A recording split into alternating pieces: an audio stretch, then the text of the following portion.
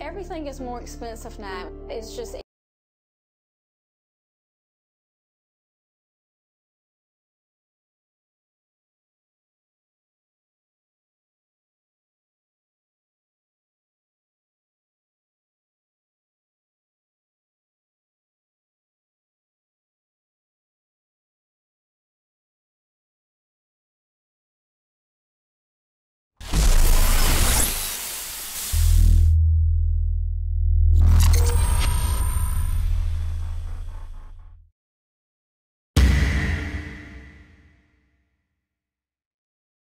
The following is a production of TeamBoydTV.com. The Black and Blue Podcast.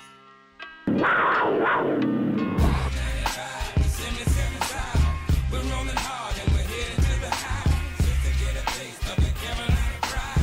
We're rolling, rolling, rolling, rolling. 995, 77 South. We're rolling hard and we're heading to the house just to get a taste of the Carolina pride. We're rolling, rolling, rolling. What's going on, Panther Nation? What is happening, everybody? What's good? What's going on? Hey, listen, the Black and Blue Podcast is bringing you guys a special presentation this evening. I got a prestigious round table of Panther Nation's finest, and we're going to get into it. Let me get to introducing everybody. Tony, what's up? You up first, bro. Let everybody know what's going on. What's up? It's the professor from Chronicles.com representing one of the 4 Mount Rushmore of Panther fans on the internet, brother. I like it. That's what we brought together. Yes. We always talk about the Mount Rushmore of Panthers. Well, this is the Mount Rushmore right here of their fans. Absolutely, absolutely. Up next, I got the big dog himself, MrTmoney. What's going on, homeboy? Not much, man. Check me out on YouTube, MrTmoney 1993. Yeah. AKA Straight Facts, because that's all I spit on YouTube. Straight facts. And then, of course, we got the pit bull, PantherNasty. What's going on, homeboy? What's happening? What's up, Panther? You know, it's Panther Nation. It's PantherNasty over here on YouTube. Just getting nasty with my boys, man. Let's do it. Absolutely, absolutely. So listen, fellas, I tried my best to bring us all together because there's some things going on in the world that we probably need to kind of discuss. And so I wanna ask you guys. We're gonna start it off like this. We're gonna address the obvious. We're gonna address the obvious first. You all been watching NFL Network. You all been watching ESPN. You guys, especially you, Tony, and you, Nasty. Y'all like to read a lot of stuff. Y'all hear what they saying, man. T-Money, I'm coming to you first, bruh. I want to get your reaction on what you think about what's going on. Man, I just feel like they're giving mostly Tampa Bay too much credit. I mean, we haven't seen Lovey coach his first game with the Buccaneers yet. I mean, we don't know what their offense is going to look like. I mean, everybody's worried about Vincent Jackson and Mike Evans, not talking about, hey, their offensive coordinator might not be even showing up tomorrow. Mm-hmm. In defense, I feel like they don't have the players to fit the Tampa 2. Right. But that's just my knowing football and looking at their team. Nasty, I'm coming at you, man. You've been with me, man. You've been feeling the brunt of this stuff because I've been getting emotional about it. Every time I read or hear some stuff, I get a little bent. How you feeling? Hey, T-Money hit it on the head.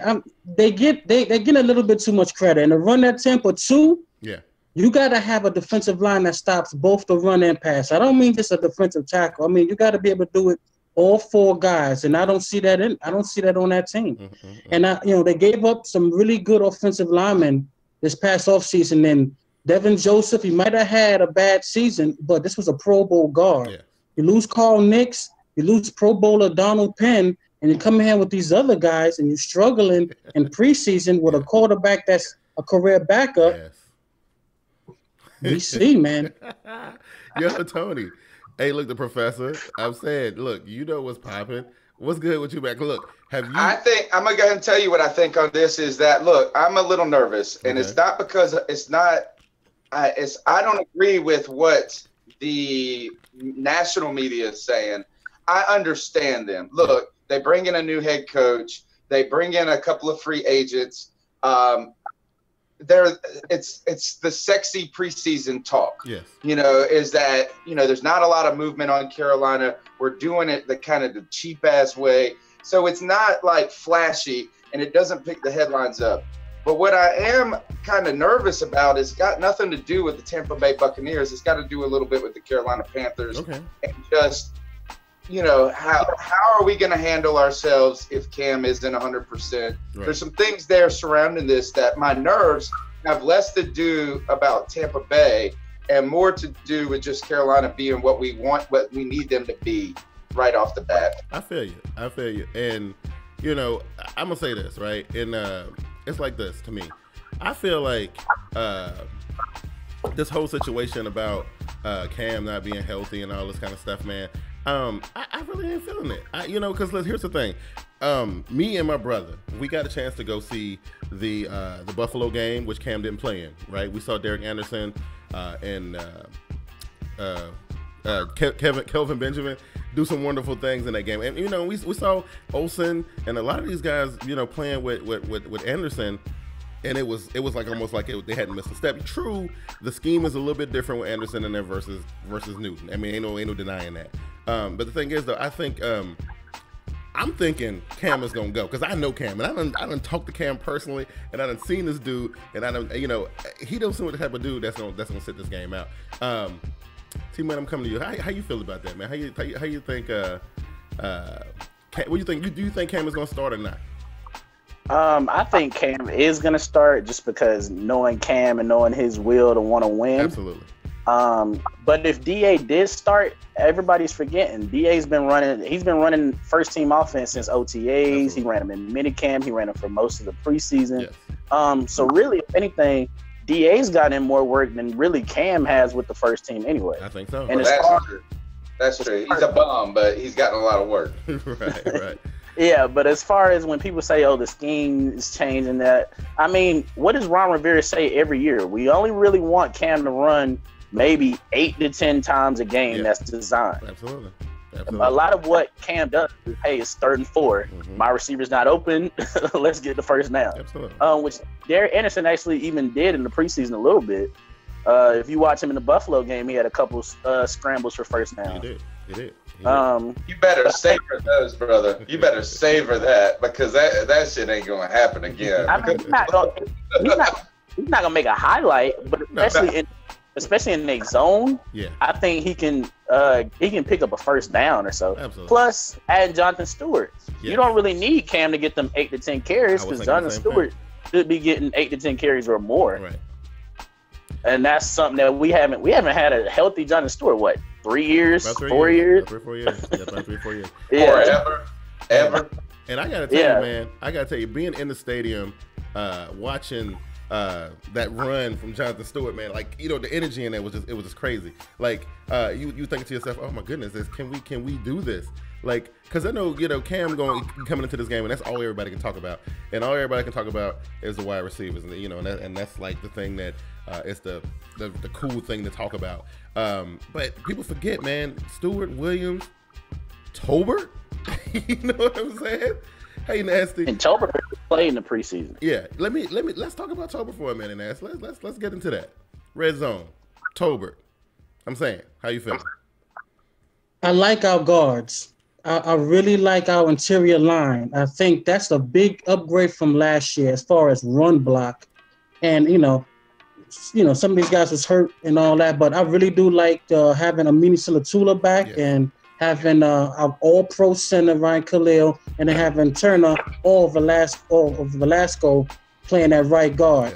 Saying that, having that kind of interior line, and then you start talking about Tolbert, you just talk about Jonathan Stewart, and then Cam on power run, or power running, getting those muscle yards and on goal line. Yeah. Playing against a team that's 15 versus the run. Let's get it, baby. And add Olsen. Olsen is a beast in the red zone. Kotry's a beast in the red zone, and Kelvin Benjamin. So and Tony, I think we can agree that we ain't got to look forward to seeing Cam doing the super dive and none of that kind of stuff. But a lot of people forget though that Tolbert can catch. You know, Tolbert can catch. You know, and so I think red zone situation. If Tampa let us get in situations like that, I think that's automatic points for us. How you feel about that? I think this is that I don't expect to see a lot of touchdowns in this game. No. I just really don't. I mean, I think that if anybody can get in the end zone twice, they're probably going to be the winner of the game, and then you add the field goals in. Yeah. You know, it's kind of that race to 17 type mentality. Look, for us, is that here's the thing, is that we can say that we're all right and we got these good things going on, but at the end of the day, we need Cam. We need Cam Newton more than anybody on that team, because without him, that offense is just trash. And I know I was wrong about Kelvin Benjamin. My man is. We're gonna talk about that. We're gonna talk about that. My man is nice. I was wrong about that, and it wasn't. But still, like, we need Cam. And here's what I got to say about Cam Newton is that you ain't gonna find a bigger Cam Newton fan than this guy right here. I mean, I love some Cam Newton. I got like the man crush on that dude with the little Shrek ears.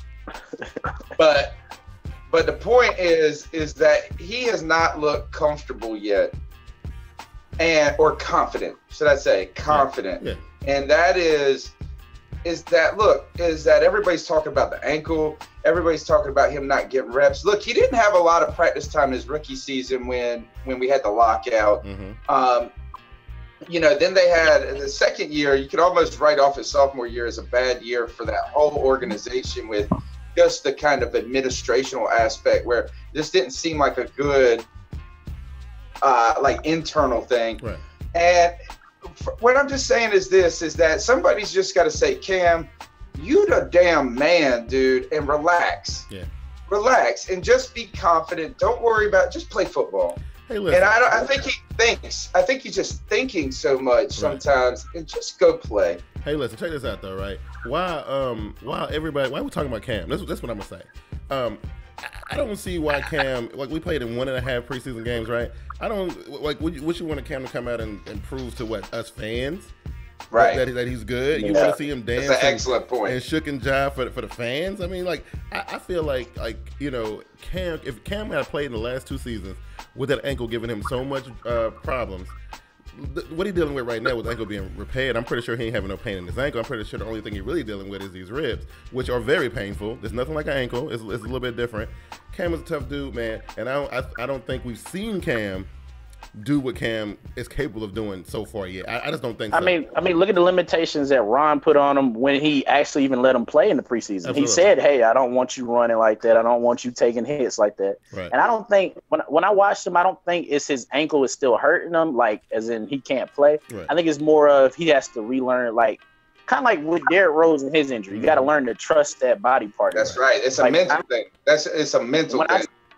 When I see him moving in the Patriots game, or even in the Chiefs game, it was like, hey, when he was making his movements, he was making them, but he wasn't making them confident like we used to. Oh yeah. As far as I want to ask you a question, Big Q, about that, because you brought it up, and the question I have for you is: should we have just sat Cam throughout the entire preseason, entirely, and just said, look, is that if you're only going to put him in for a series or 2 anyway, put that one game where he played a whole half?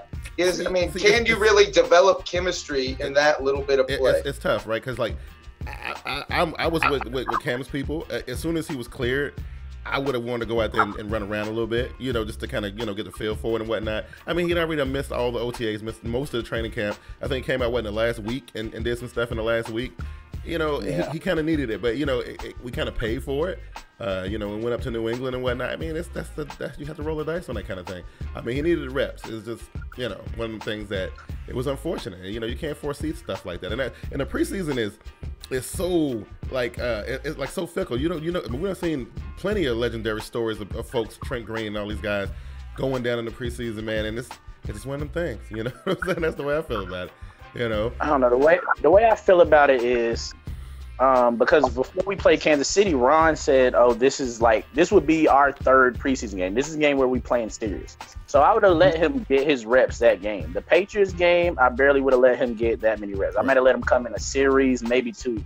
I wouldn't have let him play the whole half, because that's what confused a lot of the people who don't know our team is, oh, why'd y'all look so bad against the Patriots, da-da-da-da-da.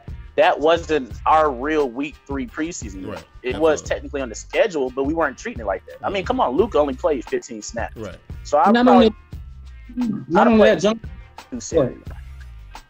But not only that, John Stewart, D'Angelo Williams didn't play. I mean, our starting right side didn't play. I mean, it was a lot in that game. Besides the short week, I would have let Cam play because reps are important, not only for him but also for the receivers he's throwing to. Absolutely. So yeah, I would have done it. I mean, unfortunately, he got hurt, but I would have let him play definitely. Absolutely. So listen, I'm gonna go to the comment section for a second.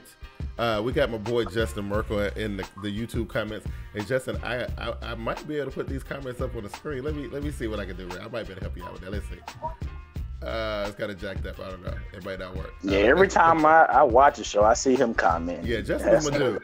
That man's faithful. That dude is faithful. Yes, he is. He says Greg. Tell him to come and check my website out. I know, right? He says Greg Hardy is going to be out for blood. I agree. We're going to talk about Greg Hardy here in a minute. Cam will be ready to go tomorrow, I'm sure. In Cam we trust. Yeah, I mean, I don't know how if he starts. I don't know how long he's going to play. I think Stewart will have the biggest year of his career. Let's hope so. So, God, what is that? 4 games?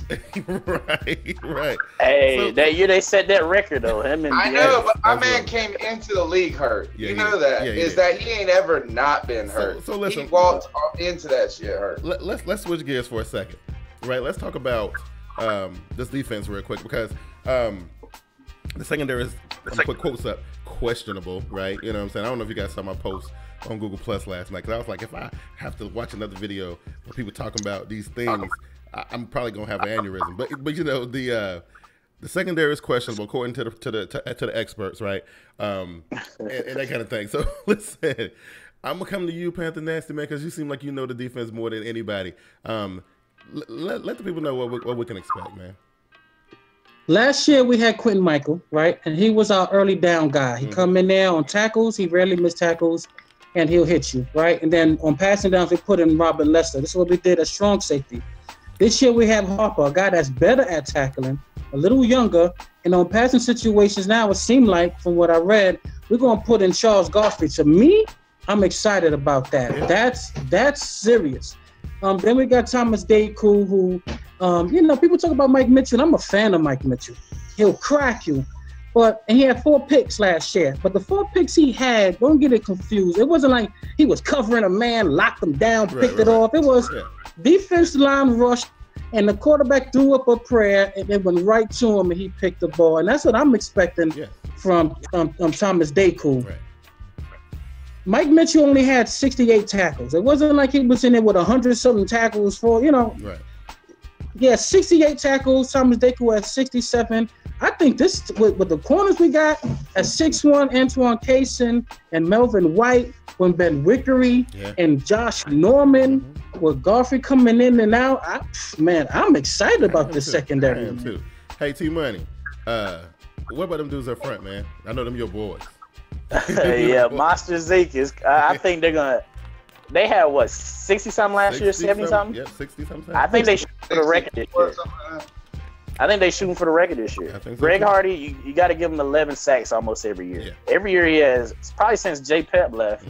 Now he has around 10 sacks every year. Greg Hardy, I don't think he might not get 15. I think he might come down a little because he had some games where he went crazy, like the Falcons game last year and the Saints game last year. But Kawan Short, I think people sleep on his pass rushing abilities. Last year he had a lot of games where he would get there, but he wouldn't get the sack. Right. He would get the hurry or the pressure. Star's been looking like a beast in the preseason. We'll see how he looks in the game. Then you got to add in Coney Ely sacks. Then Mario Addison can come and get a couple. Then you got Frank Alexander whenever he comes back from being suspended. And you still got Wes Horton. Like the pass rush that we get is crazy, and it makes me mad when people say something about the way our defense is. It won't work. They got the Giants 2 Super Bowls, having a strong front seven. And a secondary that can just be there. They don't have to be the greatest coverage in the world. Actually, if I'm not mistaken, ain't that how Tampa won their Super Bowl too? Yeah, you know what I mean? I'm just saying. I'm just saying. Just saying. Just throwing it out there. I mean, because secondary, you got what, Rondé and John Lynch. Right. Who really remembers anybody else in their secondary? Right.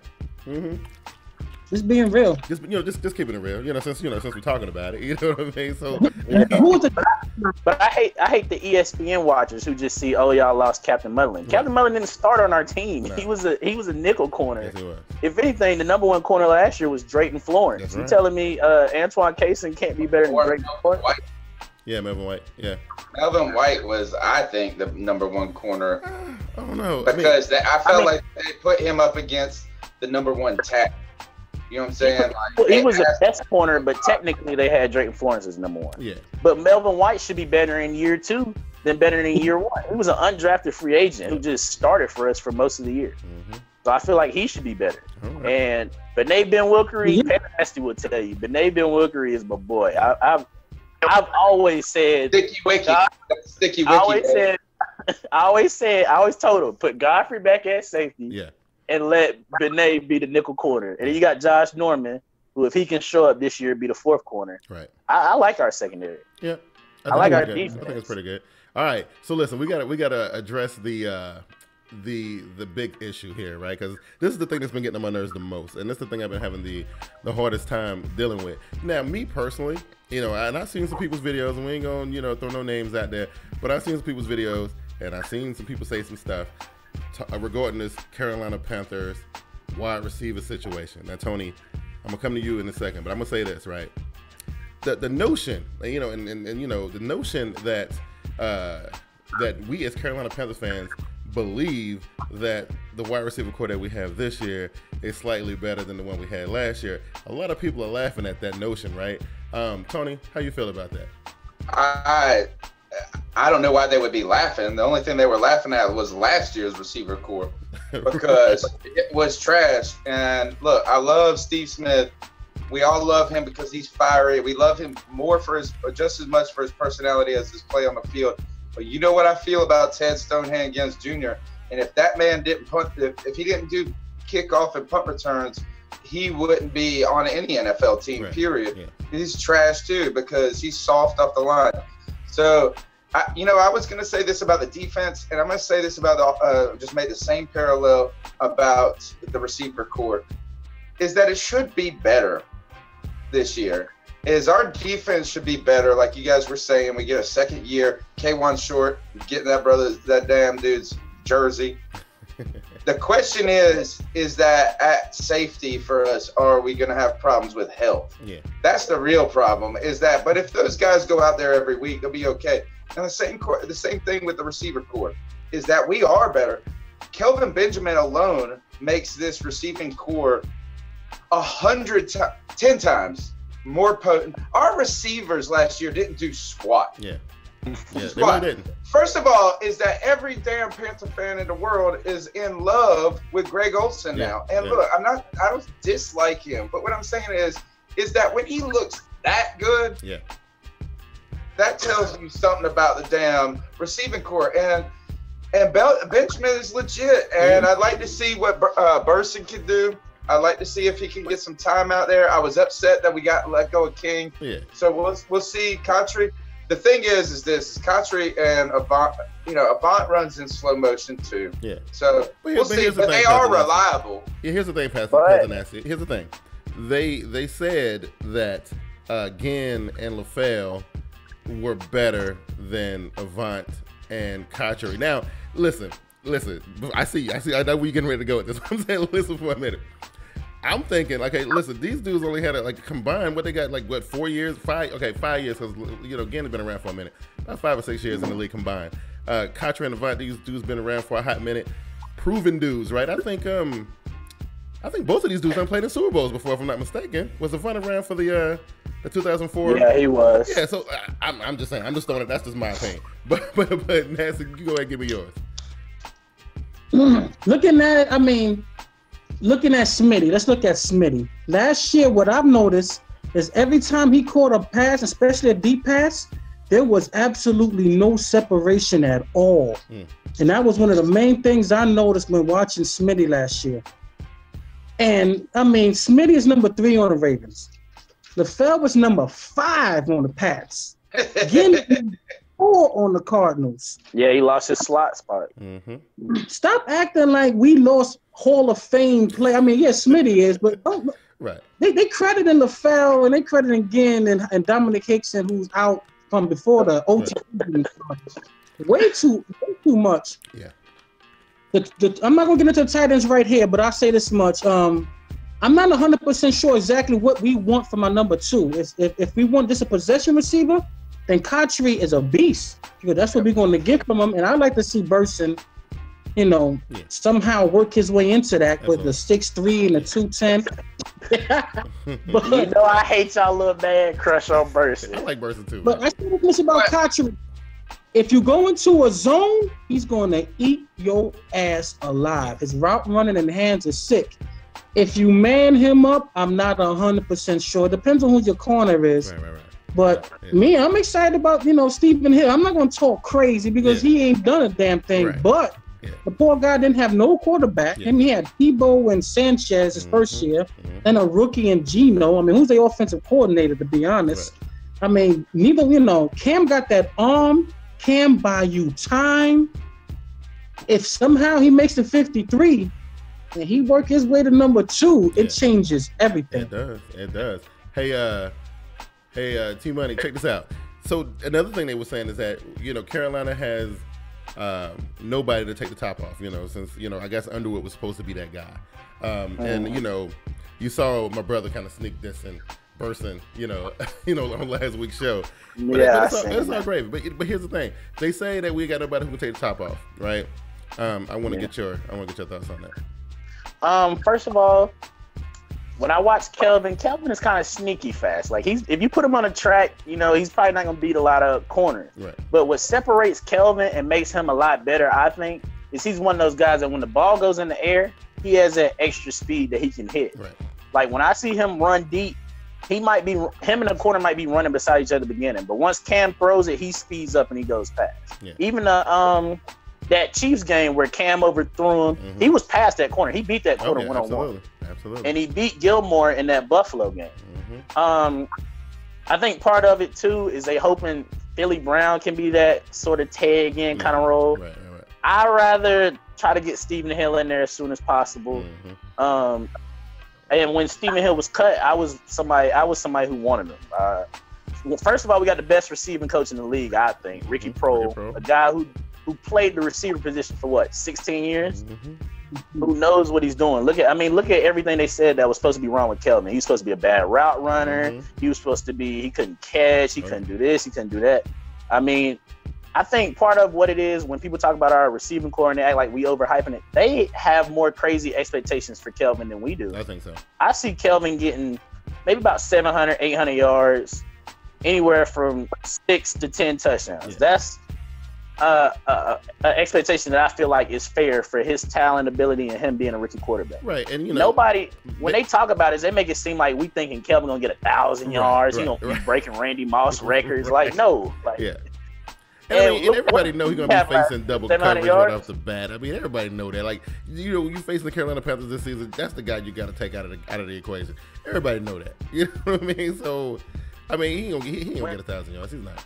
No, not this season. Yeah, which that allows Cotchery and Avant to get their little crafty routes. Absolutely. What I think is my biggest thing this year is, first of all, Ron Rivera straight up said it. Our receiving core just has to get 10 catches a game. If you look at Kelvin Benjamin, Jericho Cotchery, Jason Avant, and Burson and Philly Brown, you think they can't get 10 catches a game? I mean, you kidding me? Well, I don't know. Do we throw the ball that much, though? That's what I'm saying. You looking to throw the ball like 40, 50 times. Hey, let me jump in there and just read you guys some numbers real quick. All right, the guys that we lost last year, Brandon LaFell, for his receiving career, he has had 13 touchdowns. For the whole career? Right? Whole career, he's had 2,400 yards if you round up, right? Now, Jason Avant ain't got no touchdowns. He's only had 12 his whole year, his whole career. But he's had 3,600 yards and 3,700 yards. So really, you're the same, right? Ted Ginn Jr., listen to this. My man has only had 11 receiving touchdowns his whole damn career. Wow. And 5 came last year with Carolina. Wow. Right? Jericho Cotchery had 10 last year. He got 30 for his career. So this idea that that our receiving core is worse is just bogus. It's just that's what I was at least the same. It can't be worse. It's either the I same. was trying to say, you know. Yeah. I mean, it's just different. Right. If anything, it's so much better because we got this. We got a legit number one now. Yeah.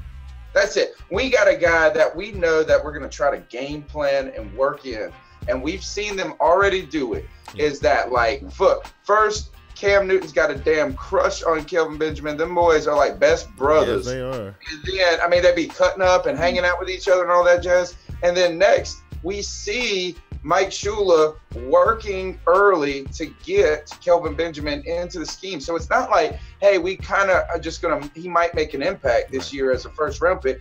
It's not. This dude is going to be a featured part of our offense. Absolutely. And he can handle the role. Obviously, he's outdone. He's better at this stage than he was in his college career. I believe so. Okay. I want to say something real fast. Okay. Go ahead. You got two types of guys that take a top off of defense. Mm-hmm. You have the speed guys like the Deshaun Jackson and Mike Wallace. Yep.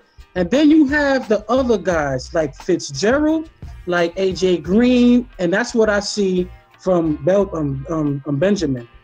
It's not always you got to run 4-3-6 to be a deep threat. Right. Yeah. It's an advantage having a guy like Benjamin because you don't have to really be all that accurate. A guy like Deshaun Jackson, you really got to be on point. Yeah. Better not underthrow that ball. You know, with Benjamin, you just see 1-on-1. You just throw that damn thing up. Yeah. It's a whole big difference. Yeah. He is a deep threat. Okay. So listen, we at that part of the show where we got to go here, right? Our week one opponent, unfortunately, is a division game. It's a game that we really can't afford to go in here and lay no egg, right? You know, and even though everybody except Panther Nation saying that this game is one-sided or whatever the case may be. That's what they're saying. I don't know, but we got to talk about it, right? Because I mean, listen, I like to laugh at the Tampa Bay Buccaneers, but you know, them bringing in Lovie Smith, I don't know about the quarterback situation. That one is still a little questionable, you know. But Lovie's a pretty smart kid. I don't know. I'm just saying. But these guys with their alarm clock style jerseys and stuff, they think that they really ready to knock off the division champs in week one to start the season at their hometown. Who won this one? But they don't really think that. I've seen their papers and all that kind of stuff. Right. They feel like they have to because it's trying to change the culture. When you finish five out the last 6 years, you need some kind of jump start. Yeah. So from what I've seen from their papers, their blogs, it's kind of like we have to win to show that it's a change in culture around here. They don't really think that they have a better team than us. Not except for some of the more fans who show that they don't know football like that. Yeah. There's no way you look at the Bucs roster and think they have a better roster. Right. Yeah. It's a hope and a prayer. Pretty much what I've been saying about the Bucs fans this week on YouTube. They've been doing the rain dance, hoping Cam don't play. Absolutely. I'm coming to you, Nasty. What's your thoughts on the opposition, man? Hey, listen, before you go, did you see the little fake Charlotte Observer newspaper? Did you see that? You didn't see that? Yeah, I seen that, the little fake paper where it was talking about. Yeah, did you see that? I'm just saying. They're disrespectful, dude. Nah, let me ask you this. Did you see the betting line? The betting line is we win by 4 if Cam plays. If Cam doesn't play, we're supposed to lose by 3. Wow. Okay. So I guess they've been doing the rain dance. Cam don't play. I guess so. All right, Nancy, what you think, bro? What you think? You got a career backup quarterback starting on a new team with an offensive coordinator who's not there, with a rookie receiver at number 2, maybe slot, and a tight end. You have an offensive line they trying to get together right now, and you expect for these guys to be clicking. Week 1 against the number 2 defense in the league last year who had 60 sacks. Yeah. Mind you, a running back who didn't play last year. Yeah. I feel like we are blessed to play the Bucs. I don't know what other team we could have played under the condition we're in. We're fortunate to play the Bucs. Defensively, I mean, you went from Baltimore Verner, number 2 on the Titans, giving up Revis, and that's the only real change you made in your secondary besides Mike Jenkins, I mean, who's a cast off from the Dallas Cowboys and the Raiders. You also added Michael Johnson, who everybody here, he's the next Julius Peppers. This is a guy that had 3.5 sacks last year. I mean, can he get double-digit sacks? Yeah. Even if he was to, it doesn't automatically make your defense like that. I mean, I don't. Johnson had 10 sacks not last year, the year before last, but he also had Geno Atkins and he had Gathers, whatever the defense ain't on the other side. Yeah. And what happened? Geno got hurt last year and he ends up with 3.5 sacks. But Geno got hurt week 10. It's not like Geno got hurt week 1 and the poor guy didn't. Geno got hurt week 2. And he had 11 sacks in 2012, but 2011 and 10, he didn't do any damn thing then either. Yeah.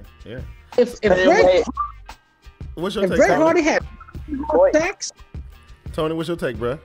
This is my take. Is that again? It comes back to this. It's got less to do with the Bucs and more to do with the Panthers. Okay. Is that Ron Rivera has not been able to motivate this team early in the season for any season.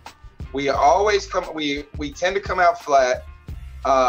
Cam Newton is always a bit jittery early in any game, so he's so hyped up and anxious and like just on a natural high that he tends to just overthrow the ball and makes mistakes, and then he settles in. So what I'm looking at is this. It has less to do. I think this is like playing golf, man. It's about you and the course rather than you and the opponent. Right. And right now the Panthers have to beat themselves, and they got to be. And Ron Rivera has to look. One thing that I think we too much are giving credit to Ron Rivera early, and not to say that I'm not saying he's bad. Don't get me wrong. But he ain't a savior just yet because he went on that 8-game winning streak. So if we start out 0-4, Ron Rivera's back to where he was. So what we need to see is this. Is what I need to see. Is that fair though? Is that fair? I disagree with that. But I was the one at the beginning of last year when we was losing to say, hey, you got to trust in Ron, give him a little bit more, because Ron. Every coach has a strength and a weakness. Ron Rivera's strength is defense. We've had a top 10 defense 2 years ago, and we had a second defense in the league last year. If anything, the person I'd be ready to get a boot is Mike Shula more before Ron Rivera. I'm not saying get ready to give Ron Rivera the boot. That's not what I'm saying, because I actually won 2 tickets to that Giants game that Big Q was at. That hot ass. They had the lights on, and it was hot, and the lights were on. It was extra heat, and I got that. I won those tickets by writing an article that was like, "Hey, Ron Coolio Rivera," and you talked about some of his personality. He is cool as a cucumber. He don't get rattled, and that's what we need. I do like him, but what I'm saying is this: is that we have to be better. We have to do something about our own team rather than worrying about. We can beat ourselves. And we've got to come out there with an edge. We've got to be out there ready to win and with a confidence. And I think last year gave us that confidence, and hopefully gave Ron Rivera that confidence. Right. But that's what we got to see. I don't want to see another slow start. It sucks to see Cam potentially not playing. So if we start out 0-2, guys, come on, man. Well, look, that 0-2 start last year, though. I give it. It sucked. It did. But listen, though, I feel like if they can go in there tomorrow, and for whatever reason, come hell or high water, pull a W out of Raymond James, I think coming home to the Lions, I mean, that one is a gimme almost. I mean, look, I understand they got some high power, Golden Tate. I mean, I'm getting ahead of myself, but I'm just saying it's the home. Carolina ain't lost but one home game in the last season. It's one. I mean, I think that's what Cam needs. Cam needs to come home and play. I've seen Cam play at home. He's a different dude. You know what I mean? So we just got to get by Sunday. If we can get by Sunday, what's going to determine win or loss in both of those games is Charles Johnson. Yeah. Is if Charles Johnson, our defense is a different beast with Charles Johnson on the field, and double Hardy.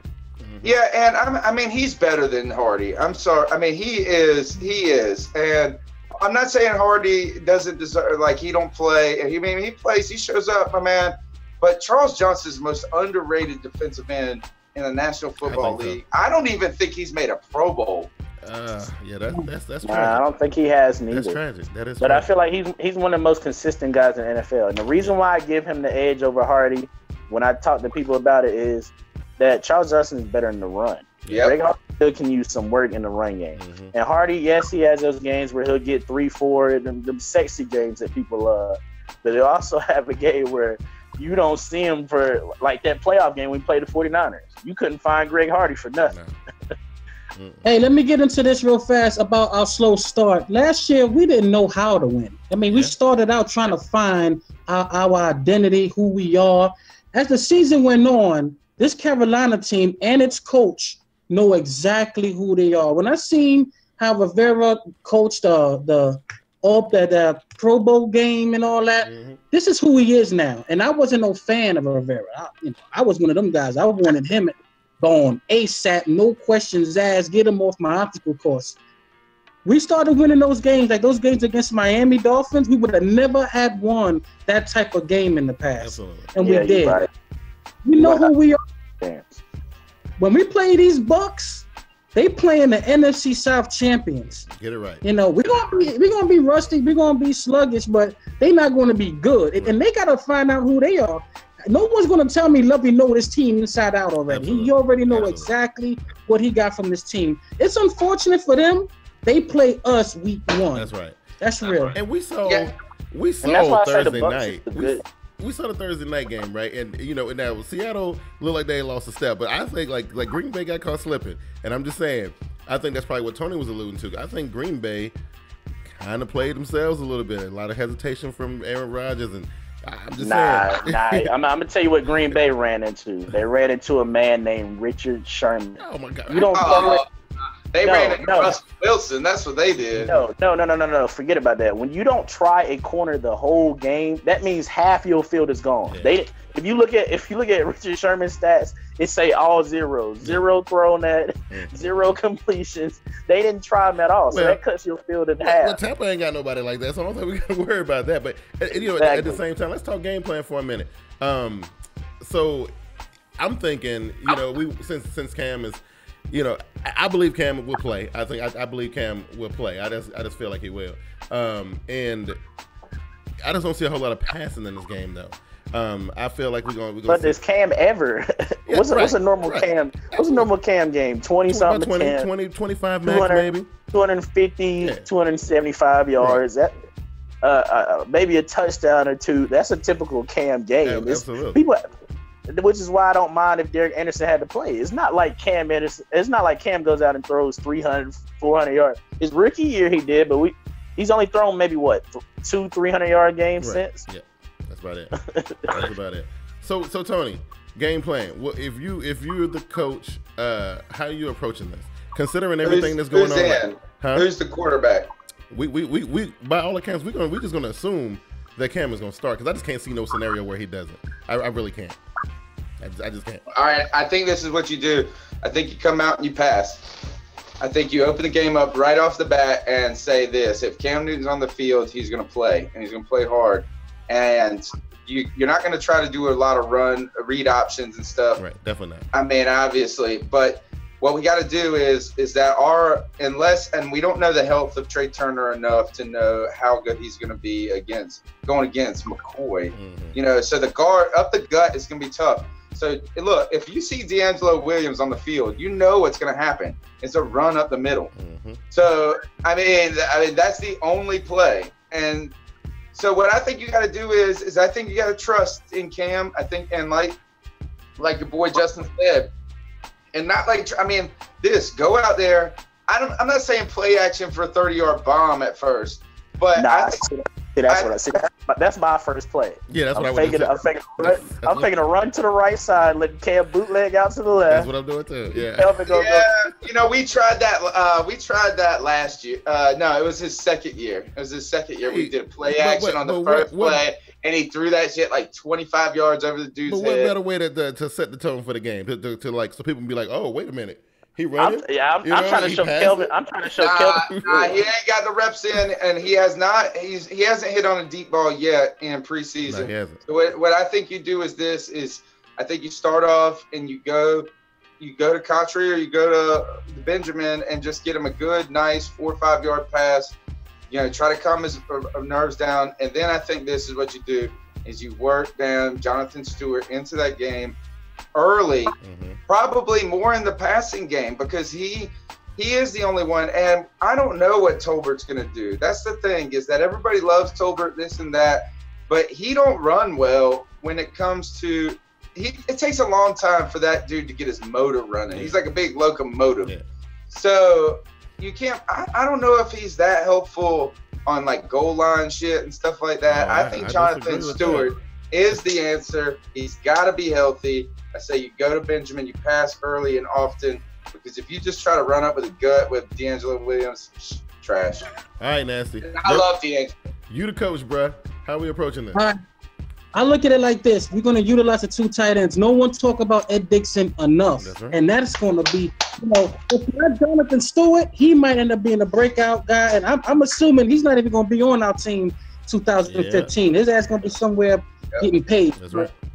Ed Dickson, you start working that 2 tight end. And what that do is, if you want to start blitzing Levante David and have Mason Forster cover either Dickson or Greg Olsen, it's a complete. You start working in the 2 tight ends. You start working that run game, and just they not going to be. I can no one unless the Lord come down and tell me they're going to have me believe that offense of the Bucs is going to be just a big threat. So work take your time, be patient, don't turn the ball over. Work the 2 tight ends. Wait for them to start bringing in the safety in, and then start trying to hit someone over top. Point blank. Absolutely. But you know what's crazy is, if you ask the Tampa fan, they give you that same thing. I swear Tampa thinks they're the Carolina Panthers this year. If you even listen to their fans talk about how they gonna win the game, they say everything that a Panther fan would say. Wow. So T-Money, you the coach. How you gonna do this? How you gonna do this? Oh, I already told y'all my first play. What about how you scheming defensively though? Defensively, zone. That's all we play. We pretty much run zone. I don't want to guard Benson Jackson and Mike Evans one-on-one unless we send in the house on a blitz. But as far as stopping their offense, I feel like we do what we always do. We stop Doug Martin on first and second down. And then on third down, just let the front four do what they do. Yeah. What I say to any team, pretty much, if you don't have a quarterback that's mobile, you're going to be in trouble. Yep, absolutely. If you don't have a quarterback who can get past 1 or 2 guys, you're going to be in trouble the whole day. And why I opened up saying that I feel like they don't have the people to run the Tampa 2 is they're linebackers. They only have 1 linebacker who can cover. The big thing about the Tampa 2 is having linebackers who can drop in coverage. And a middle linebacker too, right? Don't a middle linebacker that's legit. Even the Bucs stuff say, hey, we don't feel comfortable letting Mason Foster drop 15, 20, 25 yards back. Right. The only linebacker who can do it is Levante David. And even their safeties are not that good in coverage. I don't respect Golson and Barron in coverage. I don't respect it. Both of them get hit. I'll give them that because I still remember that Barron hit on Steve Smith on the sideline. Yeah. But I don't trust him in coverage like that. You know what's going to win this game for us is Starr and K1 Short. I think so. That's the thing is that the Bucs guards are trash.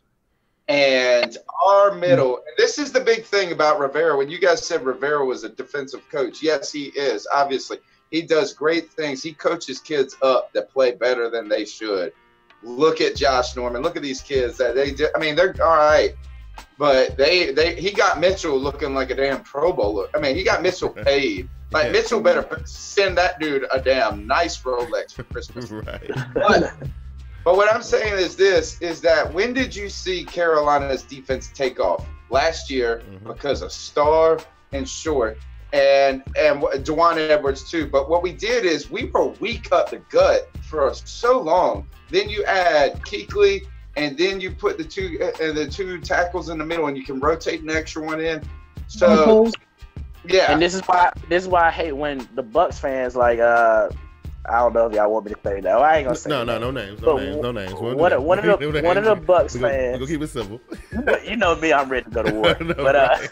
One of the Bucs fans said something about Doug Martin 2 years ago was killing y'all. This and that. I said we didn't have Starr. We didn't have Colin Cole. We didn't have KK Short. Like you're not running on the middle against a different team. Especially if you're not a super fast back. Who's the only guy who had 100 yards on us last year? CJ Spiller. I don't know too many dudes with that CJ Spiller, I ran track at Clemson type speed. If you a big back, like Marshawn Lynch, we held him, the 60 yards, 80 yards? Same thing with Peterson. Yeah, Peterson. Peterson, yes. I think the cat from the Cardinals carved this up pretty good. Yes, he did. Not running though. He ran a lot in the flats and screen passes. That game was a mess anyway. I mean, here's what you gotta say to the Tampa Bay trash talkers is Doug Martin got like 60% of his stats in 2 games that year. He went ballistic. Yeah, I mean, he blew up. He had like 200 yards. He got me like 70 points on my fantasy team. It was like crazy. Like he beat them by themselves. So it's not like it was consistent. Right. So we'll have to see that. I mean, you're going to have a big game, but are you going to blow up Carolina for 200 yards? No. Yeah.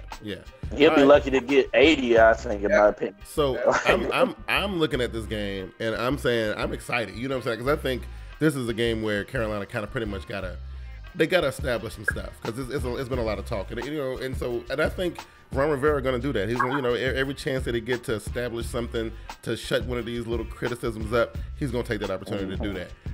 I think I got the Carolina Panthers winning by at least 2 scores. I got the score somewhere in the ballpark, 21-24 to like 16.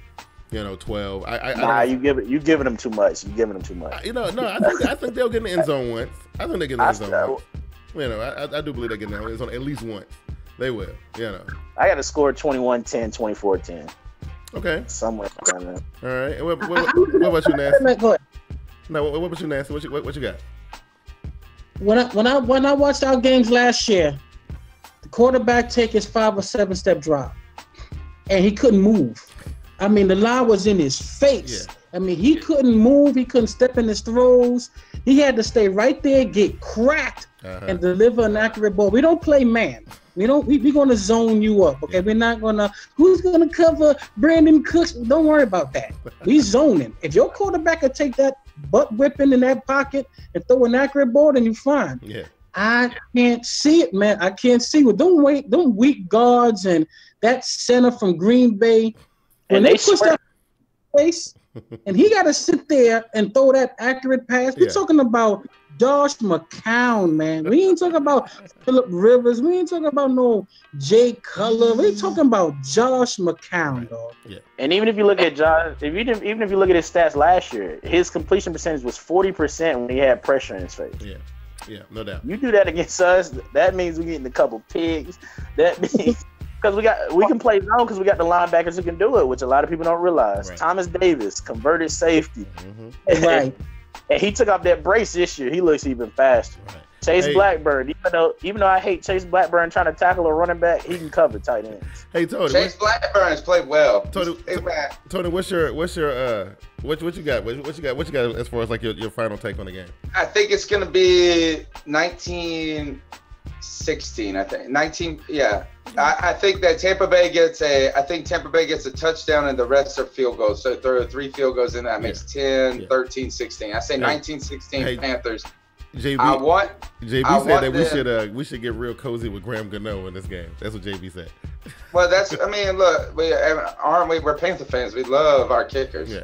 I always pick Graham Gano fantasy. Absolutely. We put a kicker on the Mount Rushmore. Yeah, John Casey.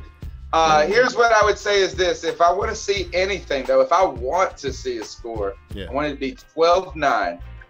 And I want it to be just like that one time in 2003 when we went to the Super Bowl, where our ass beat y'all. We open-handed. We bitch slapped them. We didn't even score a touchdown, and we beat y'all asses. That's right. We blocked 2 field goals. That's right.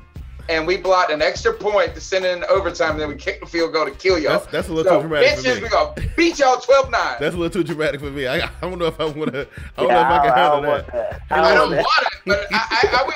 You were grinning. Oh yeah, you were grinning when we beat them as 12-9. It was good. I remember where I was at. Hey, listen, I want to thank my Panther brethren for joining me this evening.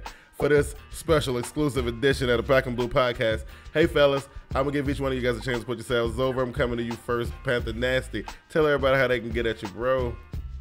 Hey, man, you can reach me on Twitter at PantherNasty. You can reach me on YouTube. Sub me up, PantherNasty. Let's get it. Let's get it, Panther. TeamMoney, you up next, bro. What's happening? All right, YouTube is MrTmoney 1993.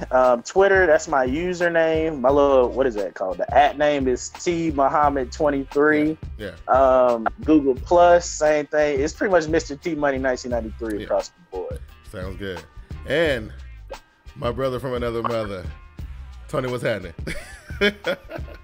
All right, all of y'all got to come to CarolinaCatChronicles.com and represent Panther Nation, because that's where the fans are gathering today and every day. And you can hit us up on Twitter at @cat_Chronicles.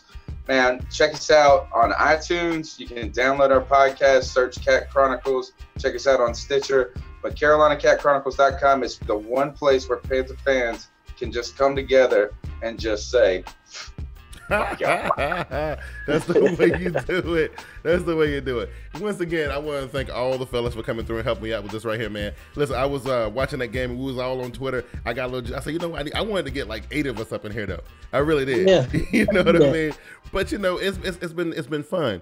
And listen, the game is tomorrow.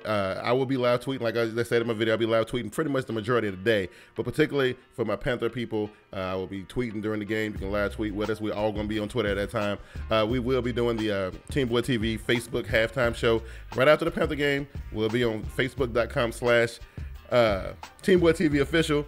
We're going to do a little 20-minute thing. We'll discuss what happened earlier in the day, talk about the Panthers game, and we'll, give an outlook on the primetime game. We'll be doing all that kind of stuff. Hey, listen, I'm your boy Big Q, and again, I want to thank all the fellas, Tony, Nasty. Yeah. Before you end it, did anybody else realize Rondé Barber is announcing the game tomorrow? Oh, yes, I peeped that. My man put me to sleep. Oh, that yeah. dude put me to sleep on the radio, dude. Right. Hey, listen. Couldn't find nobody but Rondé Barber. Right. Hey, listen, I'm your boy Big Q, man. We out of here, man. I will catch you guys on Twitter tomorrow. Y'all take it easy. Peace. Take care, guys.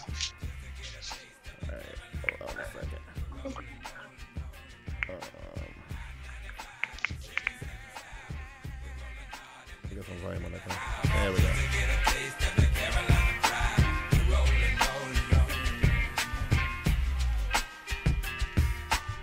The Black and Blue Podcast.